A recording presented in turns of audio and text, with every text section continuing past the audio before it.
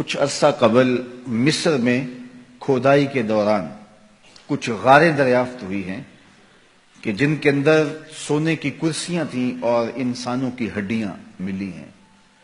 تو ہم تاریخ پڑھتے ہیں تو 6 صدی عیسوی سے قبل مصر میں وہ بادشاہوں کو الگ انداز سے دفن کرتے تھے۔ عام قبروں میں عام لوگوں کی طرح بادشاہ دفن نہیں ہوتے تھے، بلکہ بڑا غار تلاش کرتے اور اس میں سونے کی مرصع کرسی رکھتے اور اس کی لاش کو وہاں رکھتے اور اناج اور کھانے پینے کی چیزیں وہاں رکھتے۔ اور ظلم یہ ہوتا کہ وہاں چند زندہ غلام بھی اس کی خدمت کے لیے وقف کرتے اور باہر سے دیوار چن دیتے، اور پھر جس طرح وہ گھٹ گھٹ کے مرتے، وہ ایک دردناک کہانی، اس کا تصور کر کے بندہ کانپ جاتا ہے۔ یہ دنیا کے اوپر ظلم، جبر، تعدی، ناانصافی کیا کچھ ہو رہا تھا، لیکن میرے حضور آئے تو امن ہی امن، روشنی ہی روشنی، شعور ہی شعور، اجالا ہی اجالا پھیل گیا۔ کائنات کو یہ جتنی بھی روشنی ملی ہے، آج چاہے کوئی کفر کا معاشرہ بھی ہو اور اس میں آپ کو خیر کی قدریں نظر آئی ہوں، تو وہ ساری قدریں میرے حضور کی دی ہوئی ہیں۔ سید سلیم گیلانی نے تو قلم توڑ دیا، نہ خرد کی روشنی تھی نہ جنوں کی آگہی تھی، نہ خرد کی روشنی تھی نہ جنوں کی آگہی تھی، تیری رہبری سے پہلے یہ جہاں جہاں نہیں تھا، تیری رہبری سے پہلے یہ جہاں جہاں نہیں تھا، تیرے آستان سے پہلے کوئی آستان نہیں تھا، میں وہ زمین تھی جس کا کوئی آسمان نہیں تھا۔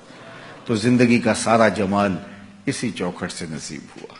تو اس لیے ایک دن کا یا ایک شب کا محفل میلاد محدود نہیں رکھنا، بلکہ اپنی پوری زندگی پر محفل میلاد کو پھیلا لینا ہے۔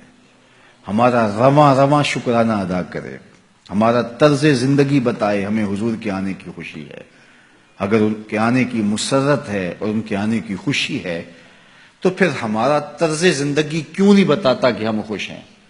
ان کا بتایا ہوا طریقہ، ان کا دیا ہوا نظام حیات ہماری زندگی کا روشن حوالہ ہے اور ہماری زندگی کا نور اور چراغ راہ ہے، تو پھر اس کی روشنی میں ہم جینا کیوں نہیں چاہتے، اس روشنی میں کیوں نہیں ہم چلنا چاہتے؟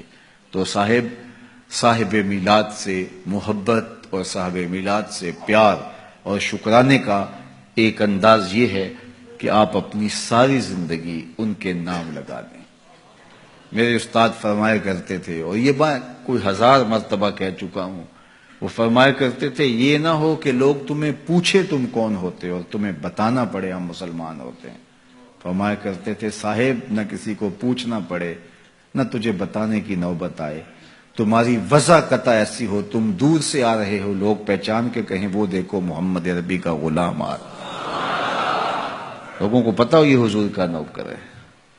تمہارے سینے پہ حضور کے نام کا بیج لگا ہے اور تم دکان پہ بیٹھے ہو، لوگوں کو بے فکری ہونی چاہیے۔